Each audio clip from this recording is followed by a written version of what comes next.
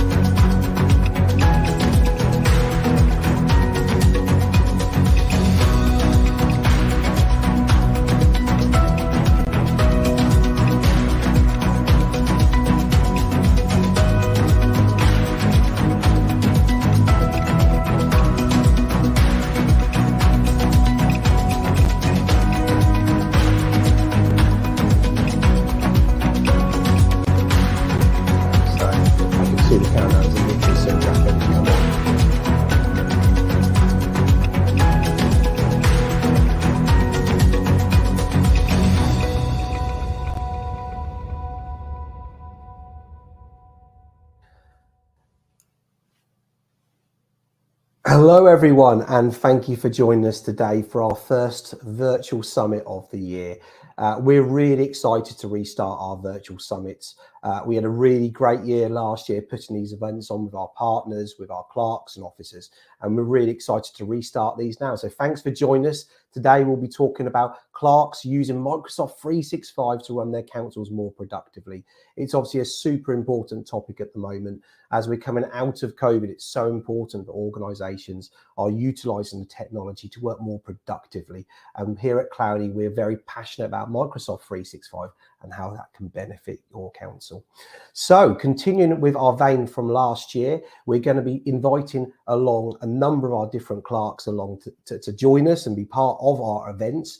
And today we're really lucky to be joined by Rachel Gorge from Bracknell Council, who'll be talking about Microsoft Business Voice and planner.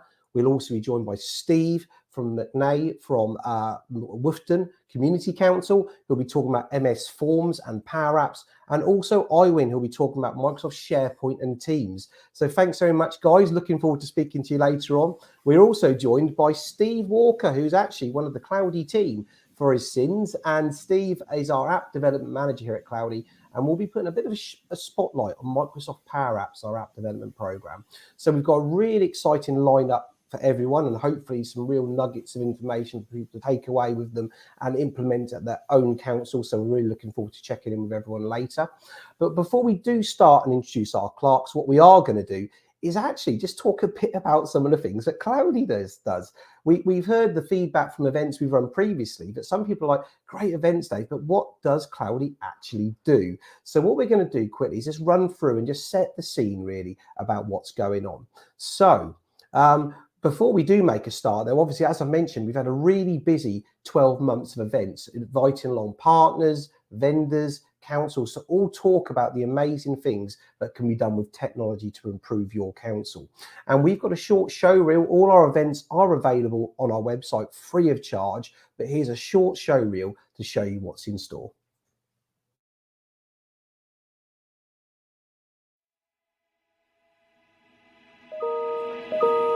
Hello. Good morning, everyone, and thank you for joining us for the Cloudy Group Cybersecurity Summit, Building and Sharing the Modern Agenda Pack, Cloud Productivity and Finance Summit, Web Accessibility Mini Summit, our Broadcasting and Council Meeting Mini Summit.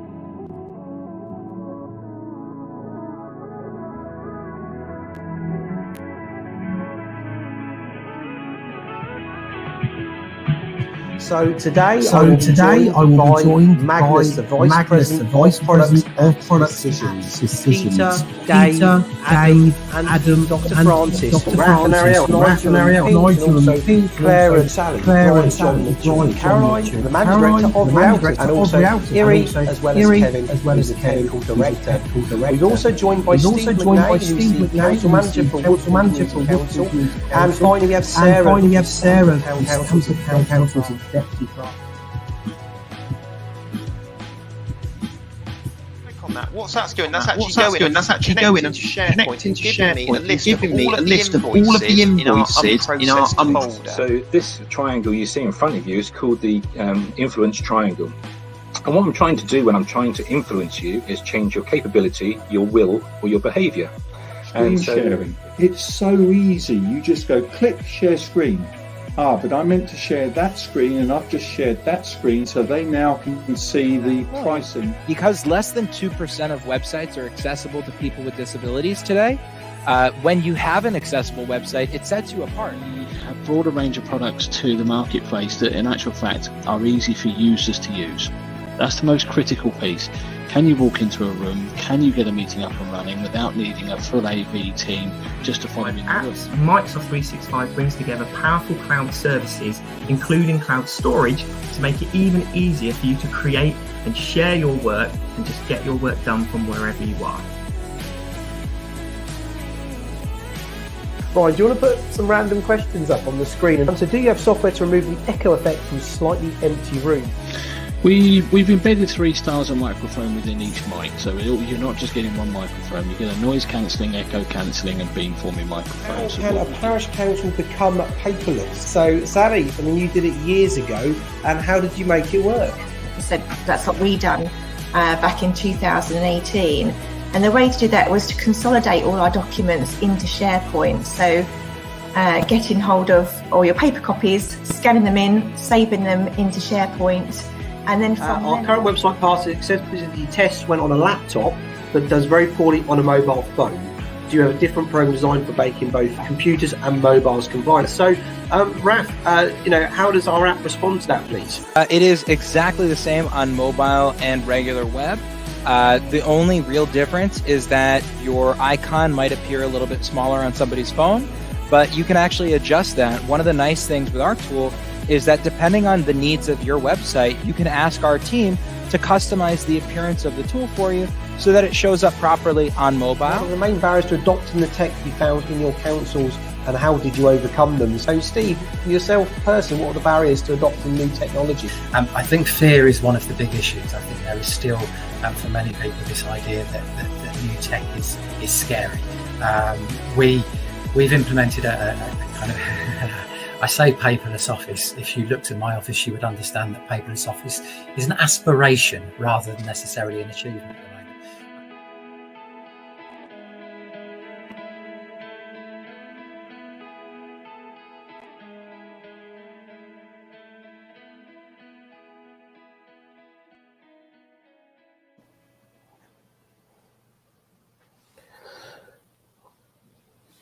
Fantastic. Well, as you can see, lots of great events there. And if anyone wants to go back and look at any of those events around those different themes and topics, cybersecurity, agenda pack creation, etc., go back and have a look. And obviously, we are looking to redo all our events for this year as well and make them even more interactive and engaging. So we look forward to seeing you there.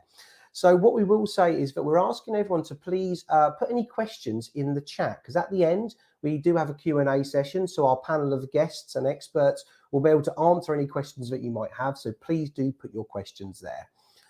So just a bit of history about Cloudy, really. So Cloudy IT started, I started Cloudy IT back nearly 19 years ago out of the basement of a pub.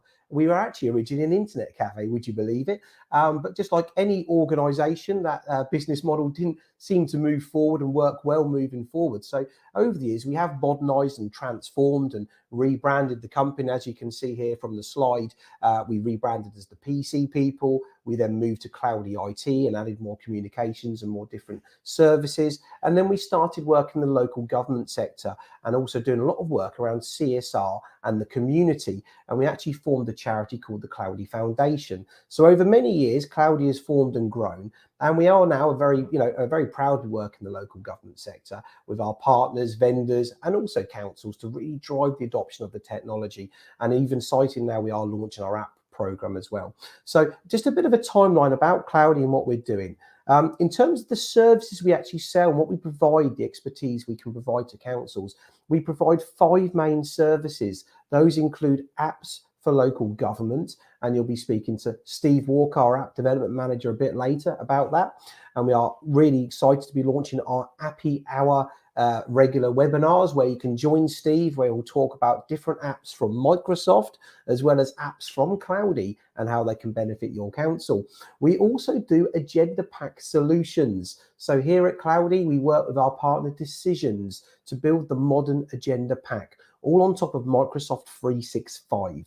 All in the browser, no need for servers, and you can quickly build that agenda pack with all those supporting papers, distribute it, and do your follow-ups, and it's all embedded into Microsoft Teams, Outlook, and SharePoint. So really good. And we've got an event next week with Decisions, and if you are available, please do join us for that. We also do IT support and training and licenses. That's our bread and butter. That is, we can set your licenses up correctly, add all the security, all the backups, and help you with that process of using it much more effectively and provide all that training as well. So that's something we provide. We also do broadcasting. So back in April, when the government didn't change the law and we all went back to meeting in person, Cloudy very quickly worked with our partners, including Logitech, Optima, Microsoft, to come up with solutions for local government, for parish and town councils to utilize their tech to broadcast their meetings, etc. And it's going really well, especially around the Welsh area. We work with lots of councils as they run these hybrid meetings. And then finally, we do web accessibility. We have a web accessible tool that helps you become compliant and is really simple to use. So those are the 5 services we provide. We wanted just to include that. We don't normally mention about the stuff we do at our summits, but we felt it was important because we did have some feedback from councils about the events they've attended. So what is the plan for this year? We are launching in partnership with Microsoft our digital leveling up agenda. So at the practitioners conference, we had Linda Chandler, who is the industry executive local government lead for Microsoft, talking about smart parishes, smart towns, and how councils are taking on board more services that are being devolved and delivering them in a digital way. It was a really good session. If you attended the practitioners conference and you didn't see it, I would advise you to go back and have a look. Linda did an excellent job, and she'll be joining us again later on in the year to talk about some of the things that Microsoft are doing in the sector and all the things we can work together on. So a really good session, and part of our drive this year to help modernize the sector and improve the technology that our clerks and officers are using. So a bit about 365 really. I just want to set the scene, and obviously if councils have been to any of our events, they will recognise some of these slides, so please do bear with us. But what we are finding, obviously, that over the 10 years that Microsoft 365 has grown, it's moved on a lot from where it was originally. So back 10 years ago, it just included Word, Excel, PowerPoint, Outlook, so the things that you probably use every day and the things you're aware of. But over the years, the service has grown considerably. So obviously one of the largest clouds in the world, and what we believe is the perfect cloud for local councils as well. They've increased the storage, they've increased the security, they've added more apps. So as you can see from all the different points that I've mentioned there are just so many new features that have been added, and the rate of change is incredible now. And obviously, as a clerk and an officer, you just don't have the time to stay up to date with all this. Totally understandable. But that's why we're here at Cloudy and Microsoft to help you digest this information, take on board as many of those services that you're already paying for in your subscription and utilizing them in your council to be more productive. So as you can see, there's lots on there. Some you probably recognize, some you might not. And we'll talk a bit more in detail about those things in a moment. So this is a really good slide. And once again, if you've come to any of our events, you would have seen this before. But what we have here are the 3 main services or licenses that you get from Microsoft that we see being used by councils. And we also have a wheel on the right hand side that shows you all of the different apps that are included in your license. Now we find the business basic license is usually used by a councillor or a member of staff who is not in the office, doesn't have a laptop, and it includes cloud storage, cloud emails, and cloud applications. So basically for £4.50 a month, you get everything you need to do your job as a councillor or as an officer who is not office based. It's a really good license. It's easy to use. It's secure. It's connected. It works on any device. So that's the device of the license we'd recommend. We then have the standard or the premium licenses, which would be used for the officers, or in some cases, some councillors who are sort of highly productive. Now, the premium license, as you can tell, it's a bit more expensive than the standard.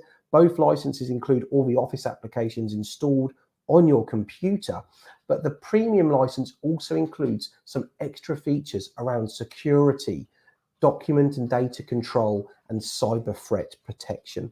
Now, as we know, these things are super important in today's world, and as councils are trying to go serverless just like everyone else, it's so important to have that security hand in hand with your setup.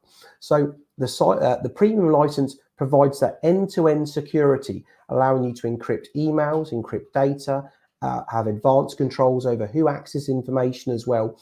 Today, we won't be talking about the security side of things. We're talking about productivity, but later on in the year, we will be doing a session around security and talking about how you can do an access for information request within a couple of clicks, stuff like that.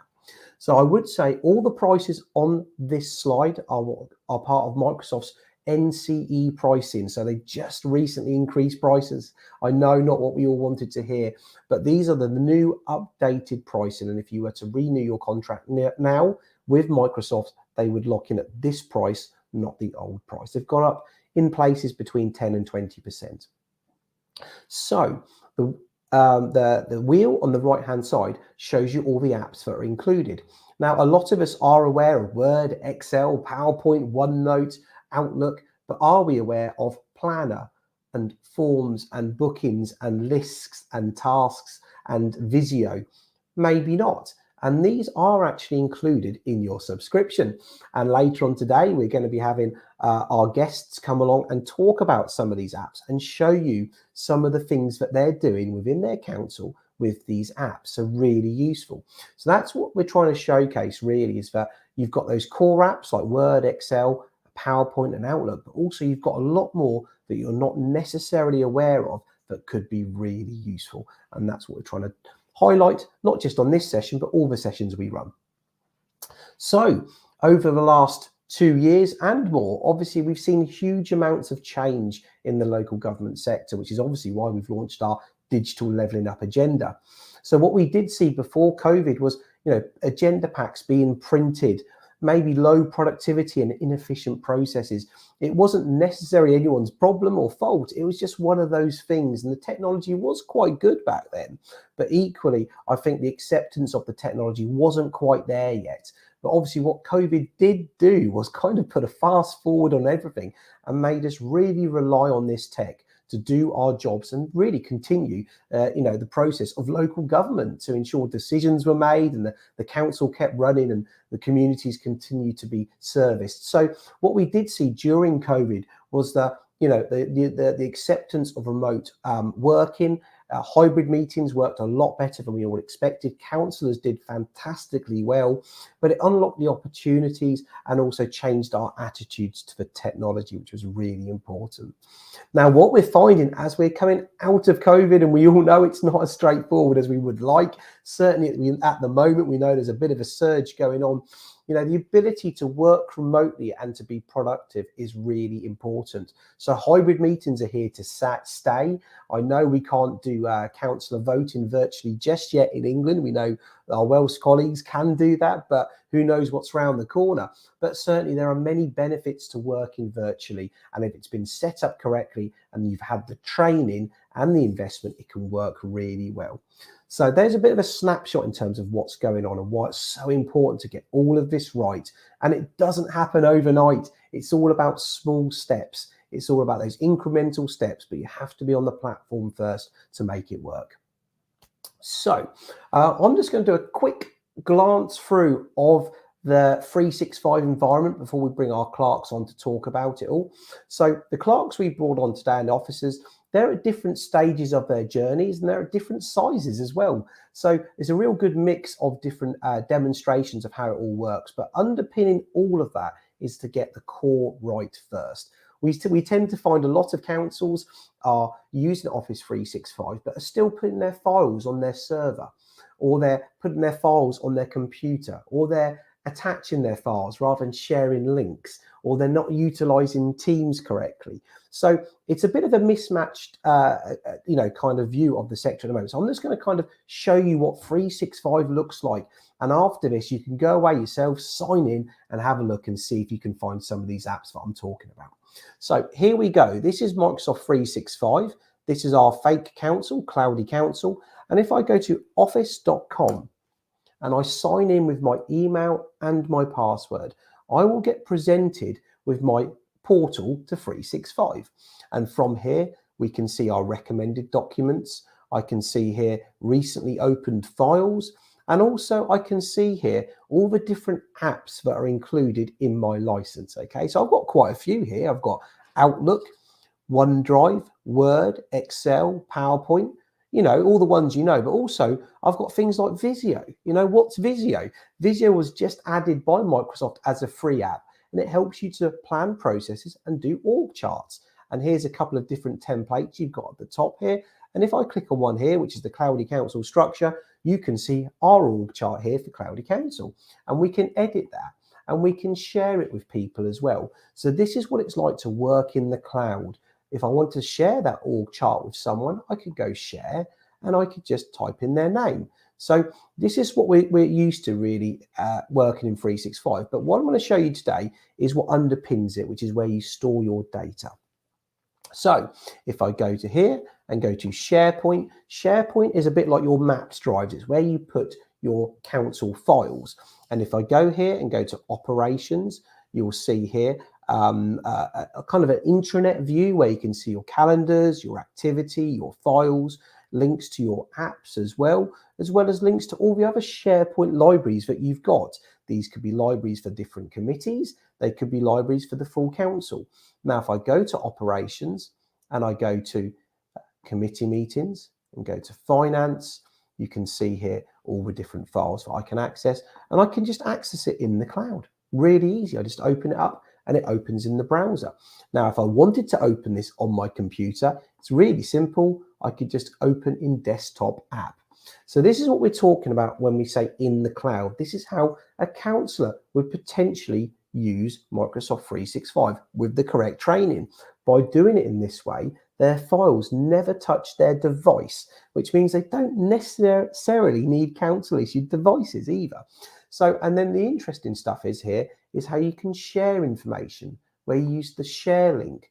And then from there, you can choose the level of permissions you want. So I could say, I only want to share this link with people inside the council, and I don't want them to edit it, and apply. And then you just type in the committee you want to share it with. And then you can put a little message and hit send. So this is the 365.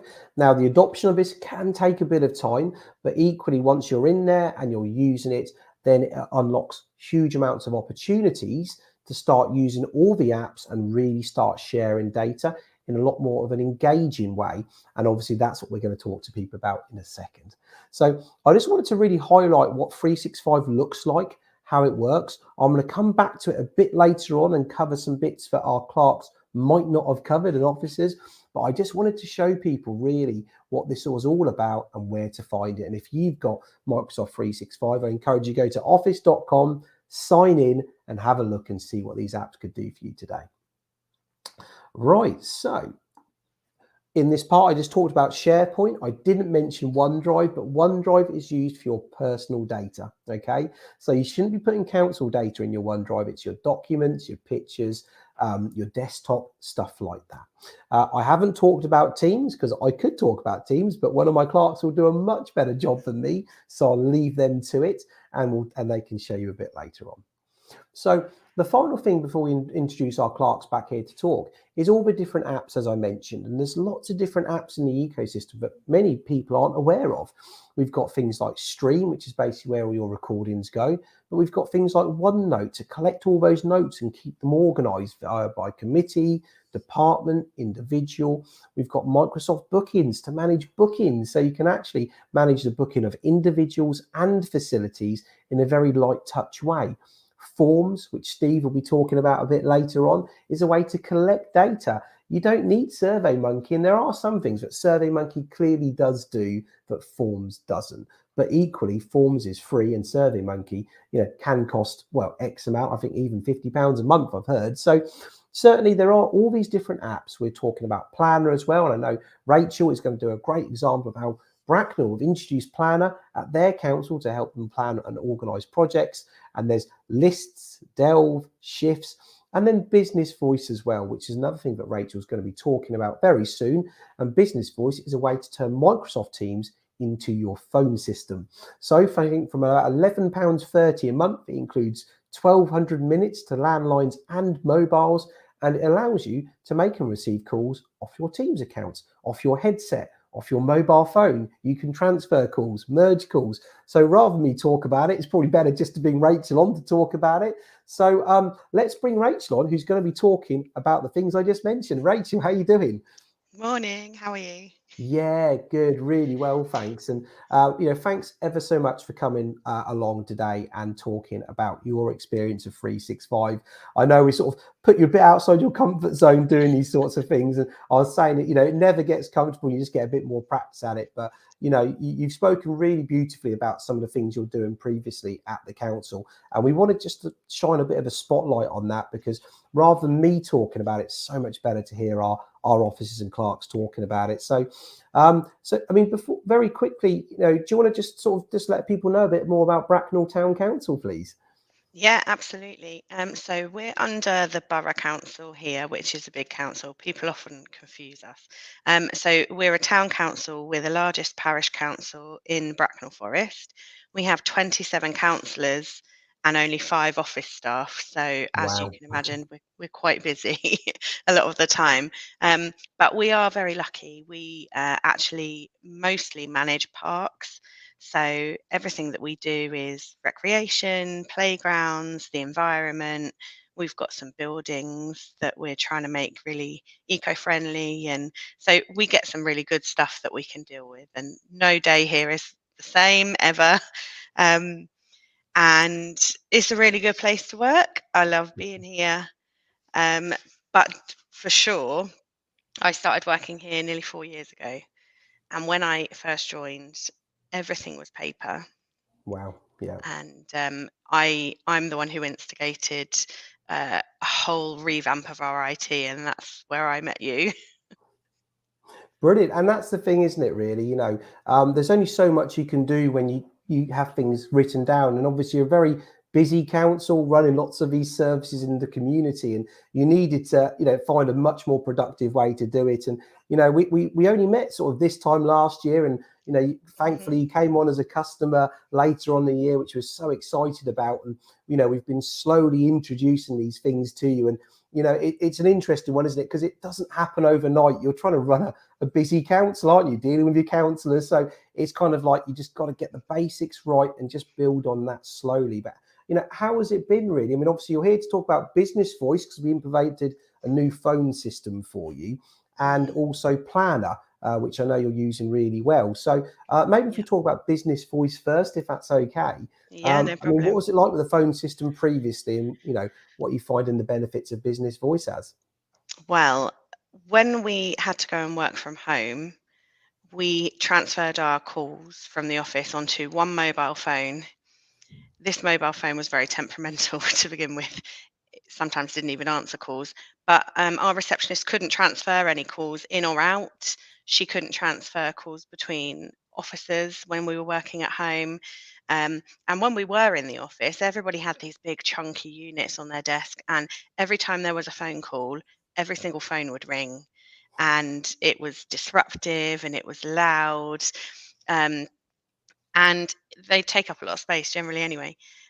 So moving to Business Voice has just right. So we've changed every part of our IT recently over the last year, but Business Voice, I would say, has been the easiest and the most beneficial thing that we've changed. Wow. So it's just so simple. It's, you know, if you've got a bit of common sense, you can figure it out. Yeah, and that's a good thing about a system sometimes when you don't need a user manual. I mean, obviously, you know, you're always a bit nervous when you haven't used something for the first time. That's normal. And, you know, I know Ryan provided some training and stuff, which we helped you with, but it is very intuitive, isn't it? And equally, you know, as you said, it works well. We actually had a lean from SLCC come and talk last year about SLCC using Business Voice as well. And similar to yourself, you know, worked really well. And I mean, what are some of the great little features that you like of it then? One of the great things, which is not really that important when you think about it, but I loved that we could choose our own hold music. We could choose what kind of vibe we were setting for our residents who were phoning in. You can choose how long they stay on hold for before they put through to somebody. We can make sure that all the calls go to our receptionist first, which means that she can then decide if they're transferred out, whereas before they would just come to the office as a whole. And also setting the times that our phone lines were open and closed was great. Ryan was brilliant at helping us set up the messages that people heard. So as I said before, a lot of our residents confuse us with the borough council and phone us about rubbish or parking and issues like that. So we've set up some great messages that detail what exactly we manage, which has helped filter some of the calls that come through. Obviously not all of them, but you know, it's really helped with the number of calls that we get through. But the main benefit, I think, is that the receptionist can transfer calls to any one of our team who's got a license. Absolutely. So that means if the town clerk is out on site, we can still transfer a call to her. We can transfer calls to our facilities manager and to the ground staff, which means if somebody finds glass in a park, we can get it dealt with immediately, and we don't have to go through one person. We don't have to give out personal mobile numbers anymore. Yeah, of course. It's just changed our communication so much. Yeah, and that's great to hear because, you know, as you mentioned about licensing, you know, because you're on the Teams platform, not everyone needs the Business Voice license, like you said. So, you know, you've got a core number 5 staff who have the license, but you've got a wider team of groundskeepers, obviously, etc. as well. and they can be transferred and connected without that additional cost. So, you know, really glad to hear it's working so well. And sometimes I think, you know, we take for granted the little things, don't we? How, you know, once they do work, you can just focus on the big things. So, you know, and especially through lockdown and that flexibility that we all need now moving forward in terms of working from home or working from any location, it does provide it. So maybe, you know, I mean, I know you're going to share your screen and show a bit of Planner, and if there's nothing too sensitive on there, you could show people how your business voice looks as well. But also Planner. I mean, Planner's a lovely little app that we've been, you know, seeing lots of councils use, and we always love to see different individuals use it because they kind of give us their own spin. We never thought of that before. So I'm looking forward to seeing what you've come up with, Rachel. And, you know, would you be able to share your screen and talk through some of the things you've done with it? Yeah, absolutely. Can you see that? It's just thinking about it now. There we go. It's come up. Yes, we can. Okay, so I'm going to show you 3 of the different ways that we're using Planner. So first of all, we are going to be using the Decisions app. But as we changed everything all at once, we're doing it in little bits at a time, one step at a time. So for now, we've changed our processes to use Planner to plan our meetings, which myself and the town clerk work on our agendas together. And this is a really great way of logging anything that comes in. So, for example, a councillor emails or phones and says, I want this added to the agenda, or, you know, we're speaking to residents and they want things brought up. We can add it onto the planner for each of the different meetings. So, as you can see, we have quite a few. Absolutely. Yep. And then we don't forget anything, which of course we never forgot anything before when we were creating our agendas. But this just really makes sure that we're both on the same page. And then what we've also added is under each meeting, we've added an actions section. So under here, after we've had our meeting, what we'll do is we'll go in and put any actions that came about from the meeting that we have to follow up on. Brilliant. And then you've got these completed section down at the bottom of each meeting. So you still get that dopamine hit of ticking something off, because I'm very much a list person, and I used to have lists on paper everywhere, and now I have planners for everything. That's great to hear. Yeah. Yeah. No, that's really good. And there's so many use cases. I mean, some people use Planner to plan events and projects. You're using it to plan your agendas and your meetings and your follow-ups. And as you mentioned about decisions, it's great because obviously you're getting used to using Planner and tasks, and decisions links into this. So when you're in a meeting and there's a decision that's made or a task that's assigned, it goes in here and is included in your minutes. So it's actually just the next evolutionary step, really. So it's going to tie in really nicely when we get round to that. So yeah. Well, as you mentioned about events, we do use it for our events as well, because obviously we manage 33 parks, so we have a lot of events. So the last 2 years we've had a lot less, but we're back to doing our Summer of Fun events, which are for sort of 3,000 plus people, a free event for families. And we also have recently taken over the Remembrance Parade. So we held our first one last year.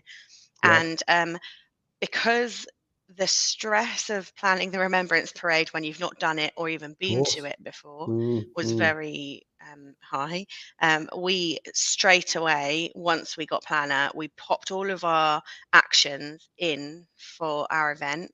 So these are buckets at the top here.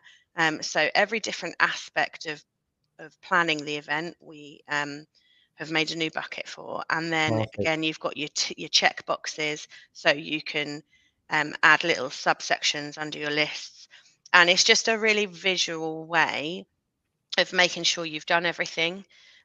So I can tell you that the Remembrance Parade this year is going to take me half the time because I'm already organised on Planner.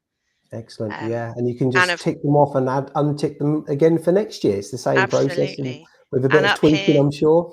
Yeah, you can see up here that who we've got in the team can see it. So you can choose to have one for yourself. So I've got my own list, which is like my daily to-do list. And there is the to-do app, but I prefer Planner, so I use Planner. So I have my own little list so I don't lose my paper all the time. And then we've got team planners. So this, for example, is our office tasks. So this is everybody who's in the office, and our facilities manager and our pavilion supervisor. And so this one is run by our receptionist, and she assigns tasks to other people as the calls come in for things that need to be done. Fantastic. Yeah. And as you can see, some of these are overdue. But she's also got into color coding, which Yeah, the I haven't. labels. We know clerks and officers love a good post-it note or a label. Absolutely. So some of our admin staff have really taken this so well. If you consider that we barely had any technology 2 years ago to what we're using now, they've hit the ground running, and I'm really proud of how well they're using it to make our processes more efficient. And this just keeps everyone accountable. I mean, you can't hide from it. Every day you get an email to your mailbox, which will tell you any actions that need to be done that day and any tasks that you've got that are overdue. And it just makes you think about what you've got to do for the day. It sort of organises you without you having to organise yourself, which is really handy. And also, especially when you are working hybrid as well. I know, earlier in the year, you had lots of staff affected with COVID, just like Cloudy and all, councils and businesses all over the country. And, if people can't get in the office, they can open their laptop and they can still kind of, be part of the team, can't they, and collaborate. And I think Iwin's going to cover some stuff around Microsoft Teams and how that can really help around stuff like that as well. So, well, Rachel, thanks for sharing that. I think it's really good for people to see how it's been set up, because it can give them some ideas. Have you got your business voice you can quickly show? If you can't, it's not a problem. Yeah, and and obviously what we're trying to do, the great thing with Microsoft is it keeps it all in one place. So one login, you're in. And, obviously from a security perspective, with multi-factor authentication, you're sorted. So there is a level of security there as well. But I'll let Rachel just put so people can visualize what the business voice looks like. There you go. Thanks.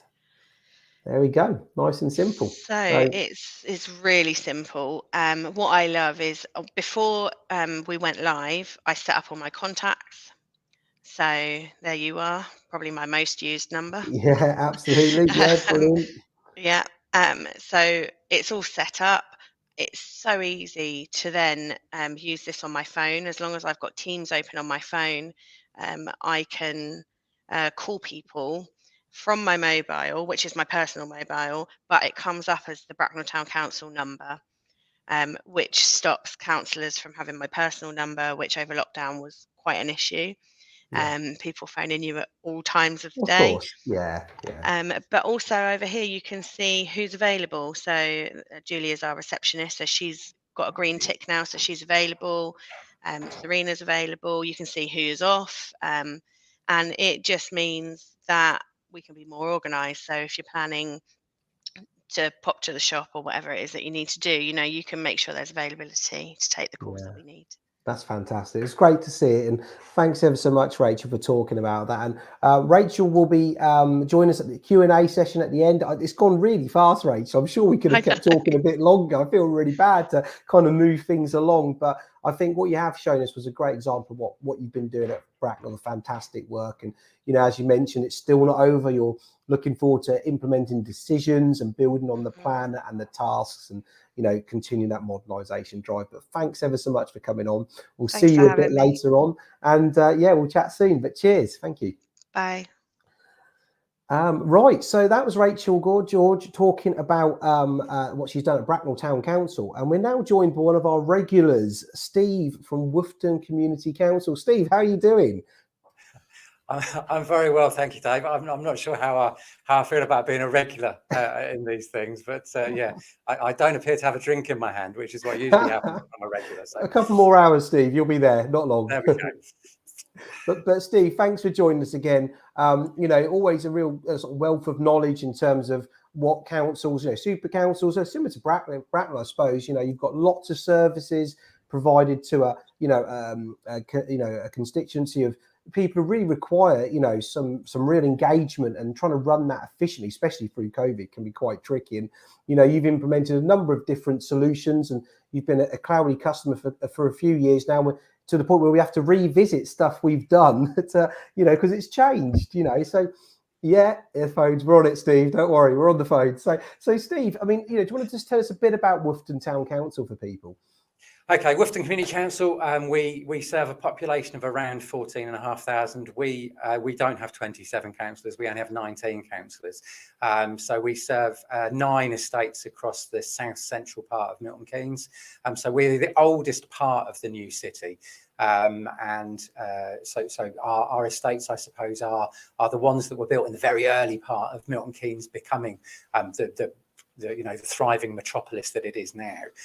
We were lucky enough to win the Nauk Star Council Award in 2019. Yep. Thank you very much. Just before COVID hit, unfortunately, so it did put a bit of a kibosh on things. We were really lucky, I think, Dave, that we'd started working with Cloudy in the run-up to 2020. So we had implemented a kind of an across-the-board review and approach to an integrated IT system based around Office 365, but also with our councillors having tablets, as well as our officers all having kind of laptops. So when COVID hit in March, we were in the enviable position of really saying at 9 o'clock on the Tuesday morning, we're going into lockdown, and everybody picked up their equipment and their phones and went home. And it was as close to a streamless or seamless, that's the word, isn't it? As close to a seamless transition as we could have hoped. And I think that really showed the value to our organisation of having an IT system that makes the most of the technology that's available. I'm speaking to you at the moment via our Logitech bar, which is what we use for our meetings. So this is a wonderful piece of kit. That this is our council chamber. So you can see that it will automatically zoom in and out. You can use it to broadcast our meetings, which we've been doing since the very early parts of COVID.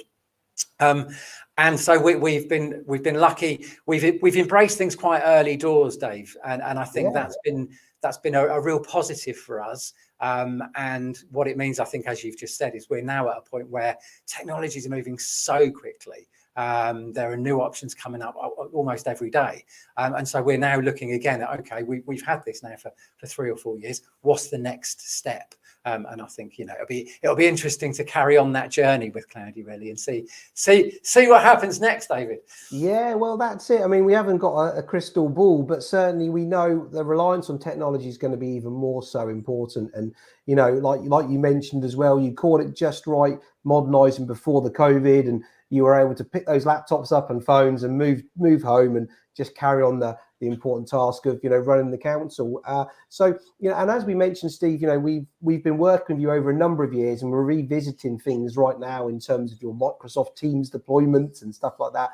But, you know, we wanted to talk about a couple of different things, and two services I know you're utilising quite well was Microsoft Forms to collect data and run surveys into the community, and also Power Apps. So at Woughton, we've implemented a number of different apps for asset registers, and also we've got an exciting one coming on board, which you've talked about for a number of years, Steve, haven't we? Which is a youth services app, which was so close to having ready to deploy, which is so exciting. And we know, obviously, such a sensitive subject in terms of safeguarding, and, you know, your team are really concerned about holding that information and using old access databases. And this modern Power App that you've got can be used by, you know, the right person, the data secured, and, you know, give them the confidence to run what's such a valuable service for your residents. Absolutely. I mean, it builds on some of the stuff that my colleague spoke about in the first session. That the technology's there. So, for example, when we're talking about papers, we can now send papers out via a link to our SharePoint. They're protected. They're only accessible by certain people in certain time frames. You can limit them from being printed or shared outside the organisation. This is, you know, world-changing stuff where we're dealing with such sensitive information on a daily basis. The forms, we'll talk about forms first, David. You talked about a well-known survey company that we started with them with a free account, and it very clearly became clear that wasn't going to be sufficient, so we upgraded. It ended up being, you talked about £50 a month, it was £57 a month we ended up paying for access to that. And Forms, which is part of the deal that we have with 365, is it does 90% of the stuff that we would need to do through the other people who we won't mention. So we've now fully embedded Forms, and because of the fact that it's part of the Office 365 suite, it means that the information that we collect is then downloadable and shareable. We're able to transpose it and put it into things that both look attractive and are engaging in terms of our publications, in terms of our website, in terms of providing reports for our councillors that are easy to understand and visually stimulating. These are things that are really helpful in terms of being in a position where rather than having to collate pieces of paper and input things and whatever else, it really works very well. There are things that you won't get in terms of the £57 a month package that you get, but for most of the stuff that we need, Forms is absolutely appropriate and does the job beautifully. So, for example, at the moment, we've got a couple. We've got booking forms for our Easter play schemes that our youth service run. So local people can click a QR code or click on the link, go through, fill in their details. That gets over to our youth service. They then book the lunches, book the sessions, all of that sort of stuff. Fantastic. Smooth, seamless, and integrated. And the other one is for our Chairs Awards, where local people can nominate their local heroes, for recognition at the Chairs Awards later on in April. And again, it's really easy. You go on, you put in the details, and it just comes, and we then have a downloadable lists and forms that we can then share and make sure that we get the information right. One of the things about the Chairs Awards is we provide trophies, and so we can take the information from the form submitted, and that's absolutely what goes on the trophy.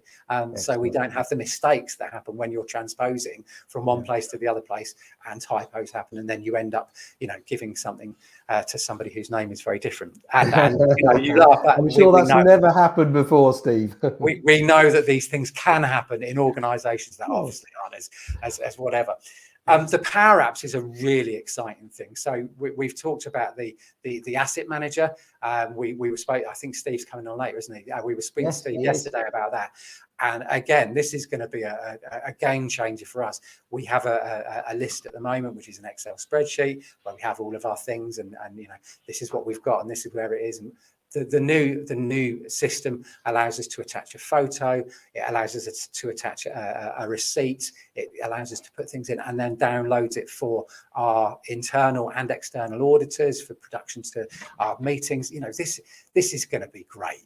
It really is fantastic. A lot more engaging as well, isn't it? Than a flat spreadsheet. It's no one wants to look at numbers in a spreadsheet, whether it's a form or the results of a questionnaire, or where all your data sits. You want something that's you can sort and you can view and you can share, like you said. So that's, and as we move into looking at sort of environmental aspects as well to running buildings, the ESG aspect, we're looking forward to working with yourself on that. And we know a big part of what Woughton does is that return on social investment. I know you're a big fan of that, Steve, and we're really keen. We have the Cloudy Foundation ourselves. We're very community orientated, and it's so important that we can calculate very quickly what this tech does in terms of that return and the investment in the community. Yeah, very much so. The youth service app that you talked about, which is, it's a bigger thing than that. It's about our community services. So it looks at our advice service, our wellbeing service, our youth service, all of those things. And the next stage for us in that is to start putting some social return values behind that. So we've done some work with the Cooperative Councils Innovation Network. There's a report on their website which we've just produced where we do mention the work that we've done with Cloudy around this data collection stuff. And what we're hoping to do is to develop that further. so that you can essentially put your inputs in. So this is what we're doing, and then the software does the legwork in terms of the sums. So, for example, our community fridge, we know that we redistribute about 44 tons of food through our community fridge every year, and that saves about 90 tons of carbon emissions that would otherwise. And there is a social value attached to each ton of carbon emissions. So you can look at it and say we're redistributing food, and there is a value to that, and we're absolutely enabling less food to go into landfill and all that. We're also saving carbon, and that has a social value to it. And volunteers come in, and there's a value on a volunteer of about £16 an hour. And it's all of those sort of things. And what we need to do as a sector is to show the value of the work we do in the nicest possible way, in cold hard cash. So the work that we do, Woughton and the 9,999 other town, parish, community councils across the country, everybody's doing something that helps their community, and that social value is huge, enormous, billions of pounds a year. And we need to be able to prove that we do it. And this is where the app that we've been working on, the community app, the youth app, is really going to help us to be able to start that process. It's a very exciting time. Yeah, no, we're looking forward to it. And a big part of what Cloudy does as well, we're CSR accredited, and we work with CSRA, which is an accreditation body to accreditate councils and organisations. And it's a great thing. And we've introduced a couple of councils to the owners of that company, can help, you're already doing it. Councils are already working in the community, and this helps us to build that framework. So Steve, well, I was hoping to do some screen sharing and stuff like that, but I think we're out of time, and I want to make sure that we get the other Steve and Owen in as well. But Steve, as always, thanks ever so much for coming along and speaking. Great to see you on your Logitech system there, looking great as always. And I know you're a big fan of the remote control and the directing of the broadcasting meetings. I don't know what you mean. I know what you mean, Dave. Yeah, it's great. So, but brilliant, Steve. Thanks ever so much. Look after yourself and speak soon. Cheers. Catch up. Cheers. Great. Well, that was Steve from Woughton Community Council. As you can see, he's doing a great job modernising the council, and we're really excited to be working with him. And now with Owen Tagg, who's come and joined us. And Owen, she's sort of flown in from the local community centre. I know we had a last minute COVID disaster. So thanks so much, Owen, for coming in. How's it all going? You're welcome. I've just been cleaning toilets, so that's the breadth of my job today. It's like, as always, wearing many caps as a clerk. Yep. It never stops, does it? And I mean, do you want to tell everyone a bit about Great Linford Community Council, Parish Council? Yeah, so Great Linford Parish Council is in the northeast of Milton Keynes. We've got 12 estates. We've got 20 councillors, or we've got vacancies for 20 councillors, seats for 20. We've got actually only got 10 at the moment. So we ebb and flow. Unlike Steve, we don't seem to hold on to our councillors, which is therefore feels like we're in a bit of a continual teaching status with regards to getting councillors aware of Microsoft 365, but we're getting there.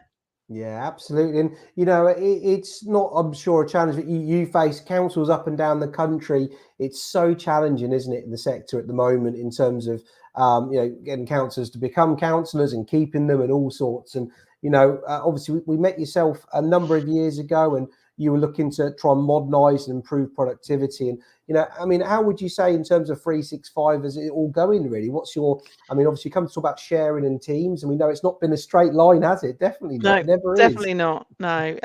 When you asked me the question the other day, it was almost a bit difficult to remember back to the bad old days where we used to formulate the agenda, formulate the additional paperwork, photocopy it all, and then stick it in the post or give it to one of the rangers to deliver to councillors. Yeah, those were the bad old days where that's all I ever seemed to do was shuffle paper around. Now it is so quick and easy using Sharepoint to share things and also to get information out to councillors. I have to admit, I did hate Teams to begin with. I never got it. But now if you take it away from me, I may chop your hands off. And it's interesting, isn't it? Because you can't go straight to Teams. You have to sort of do it in a certain order, because Teams, as I say before, it's a communication layer that sits on everything. So if you don't get your SharePoint right first, it's not going to work properly. But when you do get it, and it happens over many years, and it acts as a bit of a replacement for email traffic. It's a bit like kind of WhatsApp.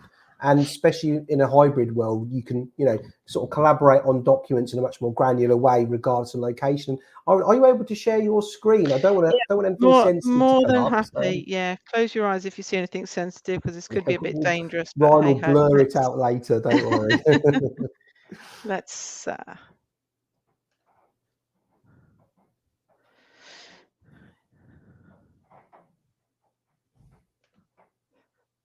Are we there yet? So Ryan, put it on the screen. Here we go. Perfect. Yeah. So if you just minimize the StreamYard there, and then you can. Oh, what's going on there? Don't worry. Yeah, you've got. We've gone full screen as well. So there we go. Okay, So if you stop sharing and then share screen 2, maybe. Okay, bear with me. Yes. All right. Now take your time. I know you, like you said, you were just literally around the corner in the community centre sorting stuff out. Yeah, COVID's got a lot to answer. Never a dull moment. No, absolutely not. There you go. Let's see if that works better. Okay, can you see that now? Yes, here we go. We can see. Okay, so yeah, I have become a fan of Teams, and basically one of the things, if I had my time again, I would, rather than drip feed counsellors and staff into using SharePoint and Teams, I might take the big bang approach to get everybody on the same page at the same time. So what you can see in here is these are all my my groups, that are my teams that I've set up. So it's all my committees. This is one for the office, which is about GLPC, but this is the important one for me, is the full council. So rather than us sending information and emails to councillors, now everything comes through the full council team. And that does mean that you'll see lots of posts here. They're all labeled up as to laptop orbit, or new staff starting, etc. All of the councillors get a notification so that they never miss a message. But it also is nice that it keeps everything together. People can come and make lots of comments on the post, and it's all in one place, so you're never searching for those emails. But the beauty for us has been how we manage our meetings and our meeting additional information. So you'll see in here, there's a load of files up here, which are information for councillors. But more importantly, there's the one about meetings. So every meeting has a folder, and we just upload all of the information that a councillor wants into the Teams folders. So they've got no excuse. They should be able to see everything, read everything. They get notified when you go back to posts. They'll get notified today that there's a meeting next week. And they're expected to let us know. So like the one in February, they're expected to let us know whether they're going to be attending or not. So as I say, everything's in one place. It's just now so much easier. The one thing I do love, and I'm not sure if I can do this, show you my other joy is, and I don't know if it works for everybody, but it seems to be working at the moment. Can you see my Outlook at the moment? No, we can't. Okay. No, it's on the wrong screen. Yeah. Okie dokie. Technology, don't you love it? One of the things that has started to work at this moment from Microsoft, and it didn't work a few months ago, is this sharing to Teams? Sharing to Teams. Yeah. I love it, because now MKC have sent us some information. All you do is highlight the email you want to, share it to Teams, and it'll come up. You can put it in whichever team you like, full council, general, office team, whatever. And it just goes and does it. So I don't have to say anything else. I know it's all in Teams. It's gone. I am a real fan. The other good thing for us, and I know this might be very different to other people, is we have started on our website to actually use the share links into our website. Oh, fantastic. Yep, great to see that being done. Yeah, so it just makes it so easier now. The guys in the office can just create a public folder, Yep. link it up to the website, job's done, it's all protected. You can make sure that people don't download stuff, edit stuff, etc. The whole job is done within a few hours rather than a few days, and it's that's true, much actually. less painful. Yeah, we know it's a very sticky point getting your information onto the website, and if only one person's responsible or lots of people, if you've done it the way you've done it, then people just put the share as a public but don't download, or something like that, and then put the file in the correct place, or put the URL, and off they go. So good to see that being used, Irene. And it takes many years, doesn't it, because you're juggling so many things, aren't you? It's we know working with our clerks and officers, it's just so busy, especially with the pressures that COVID have. But it's great to see you using Teams, and as we're looking at the business voice stuff, aren't we? We're having discussions about that. We're talking about hybrid meeting solutions like Steve's using, which they all link together. They all they're all part of the same system. I think it works really nice. The one thing for us, David, going forward, and I've got a counsellor who's really passionate about it, is creating an intranet using SharePoint. Really passionate about that, and he's getting other counsellors excited by it. So hopefully we'll be working with you and Charlie to make that happen as well. Yeah, I know Charlie's got a chat with the counsellor coming up soon. So yeah, definitely. And this is what it's all about, really, finding stuff that works. And if we can do it with yourself, Irene, we'll go to other councils and we'll include that in the process. By the way, do you want us to make a little intranet for those counsellors? Make it easier to get to that data. And that's what it's about. There's a lot of pressure on counsellors. It's a varied mix of ages, abilities, confidence. We know exactly what it's like. So the goal is to make it as easy as possible. But brilliant. Well, thanks so much for coming along and speaking. I know it's been frantic, like you said, with people with COVID. And Rachel, bless her, her office has been affected. Our office has been affected. There just isn't an office that hasn't. So it's really great to put this event on and pass on some of that information. But thanks ever so much. If you want to stay to the end, it won't be too much longer, and we'll do some Q&A as well. Hopefully some questions from people. So cheers.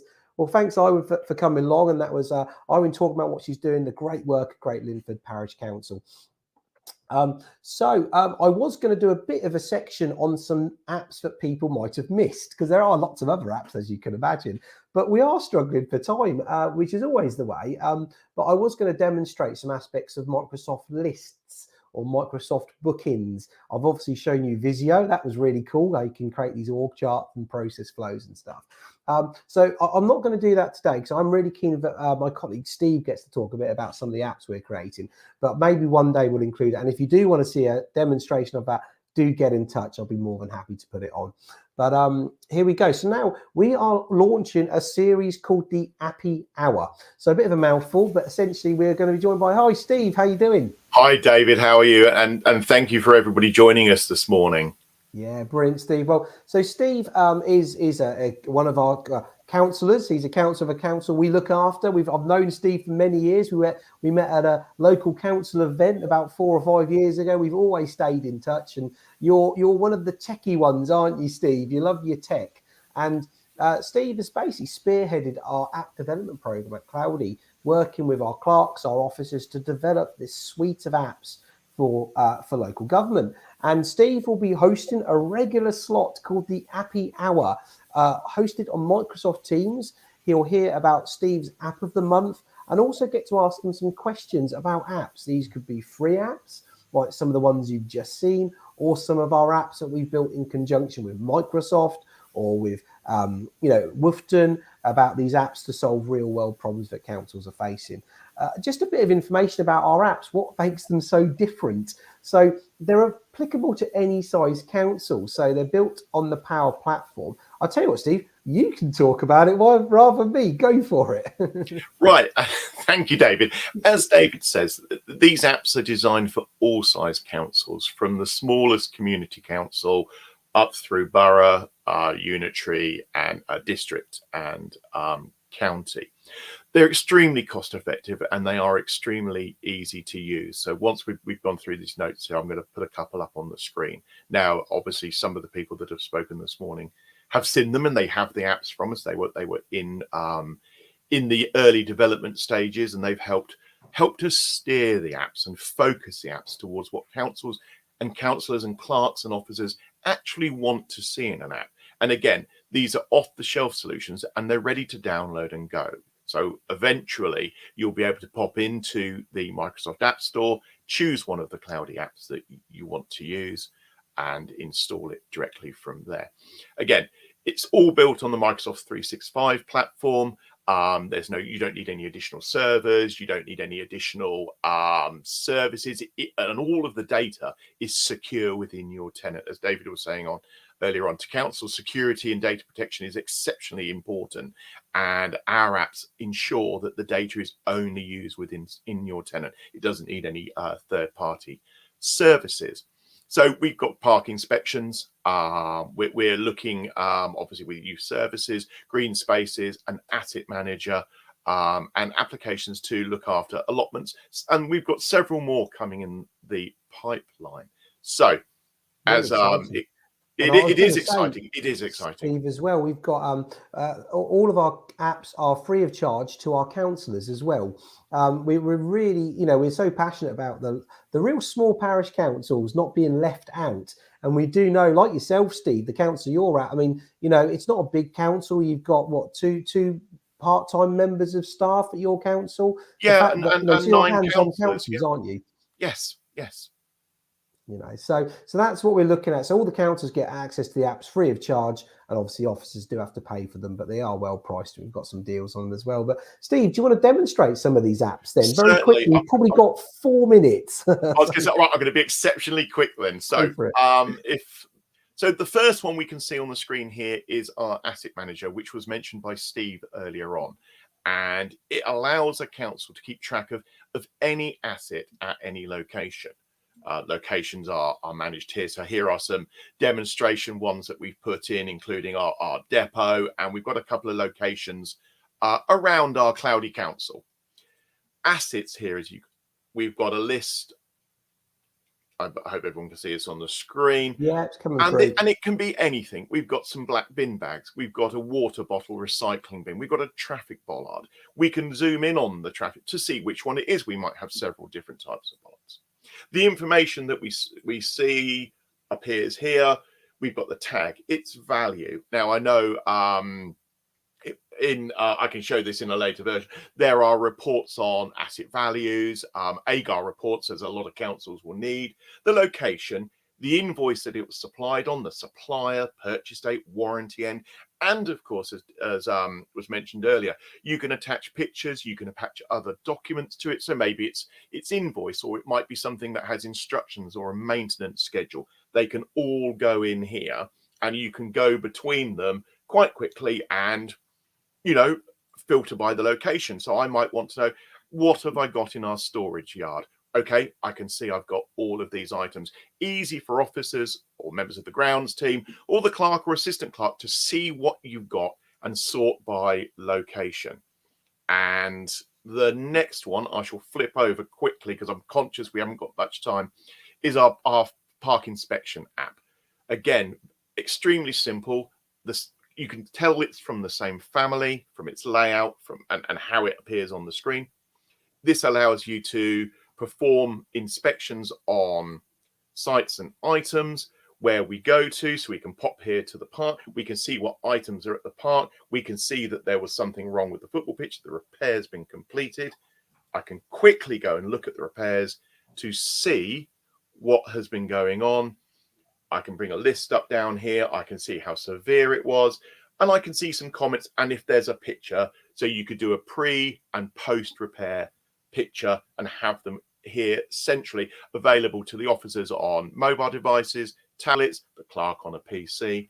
And again, like the asset manager, exceptionally easy to manage the items and the sites, all on one screen, all in one place. A very quick dashboard gives you an idea of what's going on. So our grounds team at Cloudy Council are very good. Most of the jobs are completed and they've only got a few that are in progress.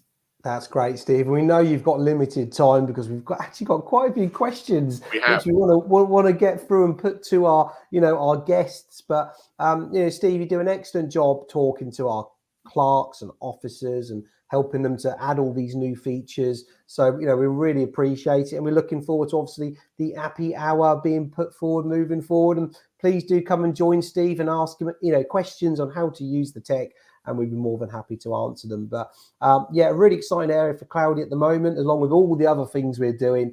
But certainly very passionate about this and looking forward to working with more councils, really. So thanks, Steve. If you want to stay for the questions as well, hopefully there'll be a few happy ones in there for you. And we'll chat soon. Looking forward to it. Cheers, Steve. So brilliant. Well, that's gone really quickly. We've got 4 minutes left. We're keen to stay on track. So Ryan, could you bring our panel of guests on? I was going to say judges, but guests on the screen, and we can ask. Feels like the X Factor, Steve, doesn't it? And we can ask some questions. Maybe you can put my screen off. There we go. That's better. Brilliant. We have a couple of questions. So do you want to put them on the screen, please, Ryan? Here we go. What's the different usage between SharePoint and OneDrive? So I'll answer that one if that's okay. So SharePoint, thanks very much, Tom, for the question, first of all. SharePoint is for council data. So it used to be like your mapped drives on your server. So you want to put all your council data into SharePoint, and OneDrive, you put all your personal stuff. So your documents, your pictures, your downloads, things you don't want other people necessarily to see. We often see a lot of councils, especially smaller ones, but even larger ones, put all their stuff in OneDrive and share it, which you can do, but it does become a bit of a problem to unpick it later on. So I hope that answers your question. But here we go. Can you send text messages through Business Voice? That's a good question. I don't know, actually. No, you can't. Ryan just said you can't. So sorry about that. You cannot send text messages. We'll ask Microsoft, see what they'll say. We'll put it to them anyway. So thanks for that question. Lowersoft, can Steve demo his Logibar again, please? Don't encourage him, please. This is the Logibar Mini that Steve's got. So this is the smaller one, and in fact, for Steve's room, which is quite a large room with quite a few councillors, it does incredibly well. You can go onto Steve's meetings and watch them back. But there are a couple others. We've got the Rally Plus, which is what Rachel's got, a Bracknell, which is a in situ one. You're not on it today, but I don't know if it's in the back of the room. Yeah, you can sort of. There it is there. So we've got the Rally Plus and the Rally Bar as well. So there's lots of products, but we've actually got a previous event that you can go back and watch where Steve talks about it in a bit more detail. But yeah, Steve, any final words on the Logitech Rally Bar Mini? You're one of the first people in the UK to get it as well, which is quite exciting. We were, yeah, indeed, leading the way. It's really handy. I mean, basically, once you've got it set up, you can leave it in situ, as David said. The great thing for us as well is we often use other venues for meetings, and we can, if we need to, take that Logibar with us and broadcast our meetings from wherever we need to as well. It's got a camera, and it's got an AI camera, and basically it scans the room, and it will then target the spaces where there are people. So if it's just me, it will zoom in on me. If other people came in at the back of the room, it would automatically open up and include everybody in it. It comes with microphones that are echo cancelling, and we can have one microphone in the middle of our room, and it covers 19 councillors and usually 3 or 4 officers, and often members of the public as well. And it works very well. And our room is about 9 metres square, if that helps. I would add that you've got very good acoustics in your room, Steve. It's great, the product. You actually had an Optima projector as well, one of the new laser projectors, didn't you, Steve? Yes. Thank you for complimenting me on my acoustics, Dave. It's always nice on Friday morning. But yeah, we have a projector in the ceiling, and so I'm now watching you all on the big screen whilst talking. I've plugged in a small microphone today for this because it's just me in the room. But our small microphones, they just sit on the table for the room as a whole as well. So it's a really nice setup, really simple. It's about the same size as a soundbar that you'd get on your telly, but comes with fancy bits of kit. And I believe that if you're using things like Teams, you can literally just switch it on and it will do it automatically, connect to your Teams account. It's a really, I mean, this is what I was saying earlier on when I talked about technology moving on so fast. 5 years ago this was dreamland, and then when we got to the point where we're looking now at if and when the government get themselves into gear and allow us to do hybrid meetings, and we'll be ready for them. Yeah, we know you're very, very passionate and vocal about it, and Steve's actually written a blog on our website about all of this. So if you want to hear more from Steve, go visit the website as well. But brilliant, thanks for that question. Hope it's answered your question there, Lower Soft. So cheers. So thanks, Helen, for this question. Do councils need a council Office 365 license, even though they have a personal license? So every council will need an Office 365 license, the business basic license at £4.50. Obviously previous to March, it was about £3.80. They have increased it slightly, but it's everything they need from end to end. And if they've been trained on how to use it, they'll get some real good value for money. So they do need a license, unfortunately, Helen. Cheers. If a council uses 365 for work, how easy is that? Yeah, absolutely good question. So 365 switches on a mobile phone incredibly quickly. You can switch between accounts, business ones, personal ones, within a click. On a PC, they're still catching up actually. So Teams is a bit of a faff to sign in and out totally, and they are fixing that. But we encourage organizations to use what's called profiles in browsers. Okay, so you can create a profile called Great Linford, and in there you're signed in all the time. You can open up the icon on your desktop and it takes you straight in, and you can run the two profiles side by side, and that's how we provide the training on how to use it. So Microsoft are working on it. It is a thing because everyone's got Microsoft, but certainly there are some little hacks you can do to get around it. What do you consider the most useful apps, as you recommended you change things incrementally? So good question, actually. I mean, I think certainly it's important to get SharePoint and OneDrive sorted first before you move on, remove the server. But I don't know, Rachel, you recently moved to 365. What do you think the most useful apps that you've discovered? Well, we're still slowly learning all of the apps, but definitely we use Planner and Forms the most.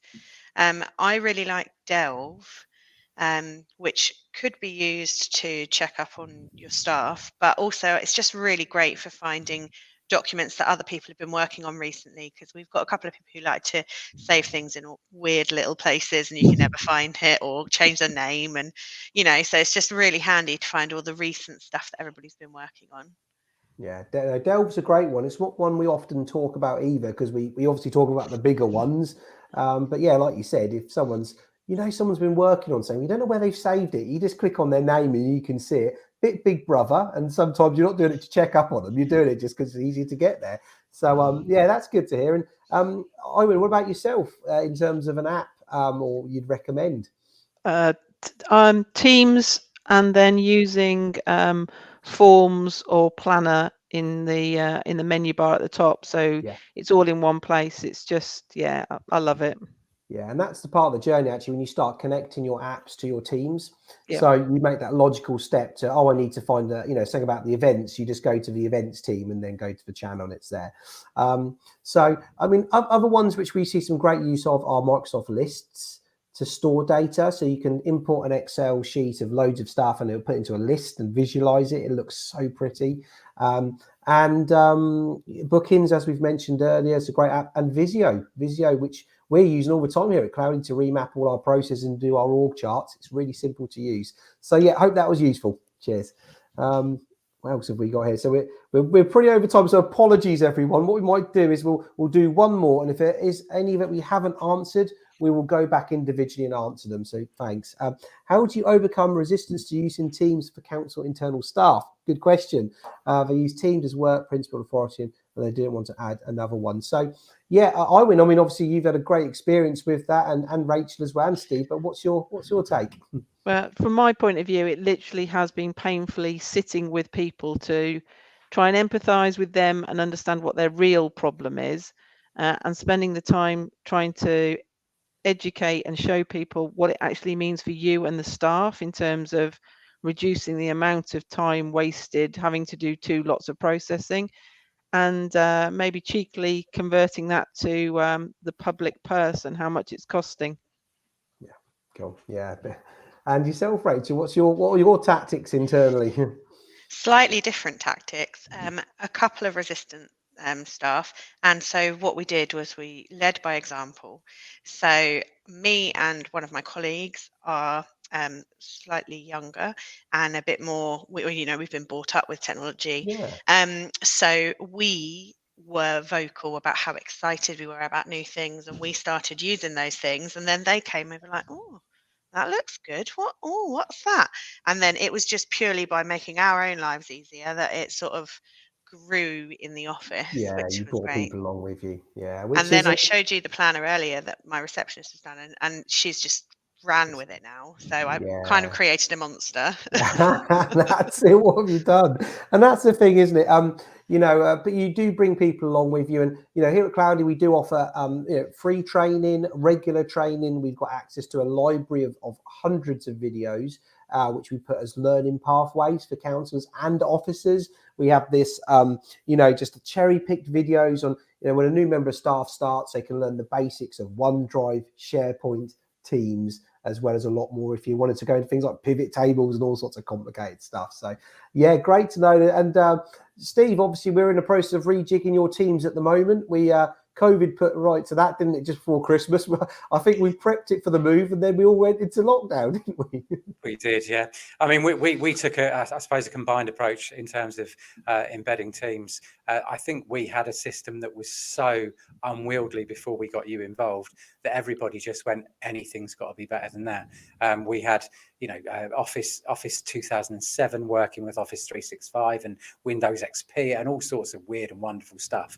So I think actually an integrated system was welcomed, but we combined it with some fun stuff. I think one of the great things about Teams is you can put a channel that is, silliness for staff to share photos of the events where Kevin's got his head that it looks like it's in a toilet when all that sort of stuff, and that kind of gets people used to it in a non-threatening and friendly way, and you can then say, and look what else it can do. So we very much kind of went, Teams is here.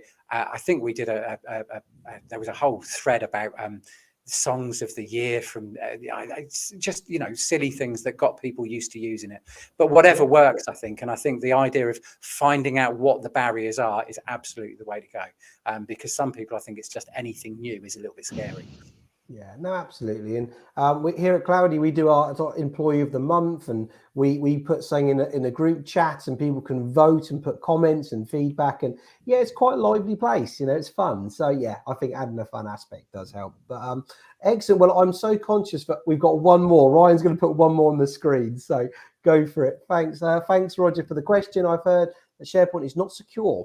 Council seem to be using it for council information. Is there a problem? I suppose SharePoint is as secure as you make it. Okay, and like anything, actually, you can have a server that's not secure because it's got an admin password that is set to default. So SharePoint is definitely secure, Roger, I would say, but it does need to have the work done. So things like multi-factor authentication, very important. It's not the sole thing that's going to fix all your woes, but definitely every staff member, it needs to be turned on. And even some councillors who are very sensitive locations, chairs, stuff like that. There are other things you can do around cloud app security, and I'm not going to get too techie. We'll do an event on this actually, that actually monitors the environment, looking for unusual behavior. So if someone wants to log in and tamper with a mailbox or change permissions, download too many files, share externally, delete files, it raises an alert. So, you don't get that sort of level of protection with just having your files sat on your computer at home or sat on a server. So it is secure, absolutely. I'd love to demonstrate those things, and we'll cover these points on our event as well. So brilliant. Well, thanks ever so much for all the questions. There were actually a lot more, and I think we should have done a bit longer, so apologies to everyone for that. But thanks ever so much for our guests coming along to join us today. Really appreciate it. It's so much better hearing from them about 365 and myself. So we really appreciate it. We hope that the councils that have attended have got some great uses from it. So thanks, guys, for coming along. We really appreciate it. I'm going to shamelessly plug our future events now. So I'm just going to ask Ryan to share my screen one final time. We would love to see people come along to our events in the future. We've got a really busy schedule. Next week, we've got about building the modern agenda pack with our partners' decisions. We talked about that earlier. We're also hosting the community engagement event with the SLCC. We're doing an event on hybrid working, on broadcasting. I'm sure Steve's going to come back for the broadcasting one again. So we've got a really busy schedule of events. Now, finally, we would really appreciate your feedback on the event today so we can improve things. So please do snap that QR code. It will link you to a Microsoft form where you can give us some feedback. But otherwise, we really appreciate your time. Sorry we've gone over today. Have a wonderful Friday and weekend. Look after yourselves, and we'll see you very soon. Bye-bye.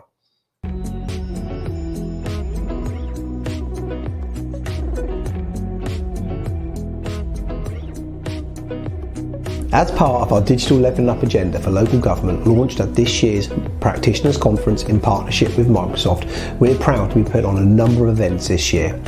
In March, we've got 2 events happening, one being how to use Microsoft 365 to run a more productive council, the other one on how to build and distribute the modern agenda pack on Microsoft 365 with our partner decisions. We'd love to see you at those events, so please do sign up, and we look forward to seeing you then.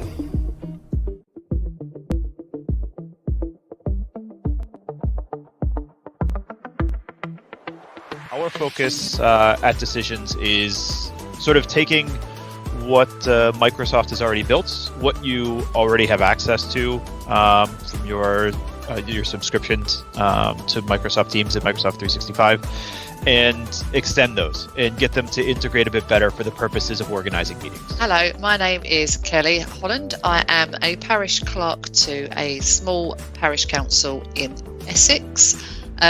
I've been a clerk now for 13 years. We have an electorate of just over 1,100, 9 councillors, and at present we have a precept of just over £46,000. Modernising the council was something that was really quite important to me. I'm very much someone who likes to be organised, everything in its own little place. So it was important that I could do that with my council, who aren't necessarily as susceptible to change as I would like them to be. But the main reason for that was to try and streamline my work, give myself more time to actually spend on the projects that needed more time on, and reduce that time commitment on the kind of day-to-day aspect of the job. The decision software showed me a completely new way of working that would address my issues and my challenges in relation to time. Creating the agendas and the paperwork and everything it's creating a huge time commitment for me that I knew needed addressing, but I didn't know what the solution was. So actually seeing this in action, how decisions would work and how it would actually create that agenda pack for me. I've been doing it personally myself in a more as I said, a longer way around, which I've done through Word and also from screenshotting PDFs and trying to fit them in and trying to make sure that they're accessible as well. And it has been a huge drain on my time. So the actual decision software showed that the time spent creating the agendas and the associated packs could be dramatically decreased for me. And there was this software package that did it for me. So to me, that was me. I was kind of sold on it just from that perspective. But in addition, it also gave you the opportunity to create a draft template for your minutes, where it just carried the information from the agenda over to the minutes document. So it was your minutes are almost half written before you even go to write your minutes, which I really liked the idea of. And also the decisions made within the meeting could then be put into Microsoft Planner as well, which I currently do that in a different system. So everything, all these steps that I do myself, one particular piece of software could do for me, which I thought was really, really helpful. So that's the main things that sold me on it.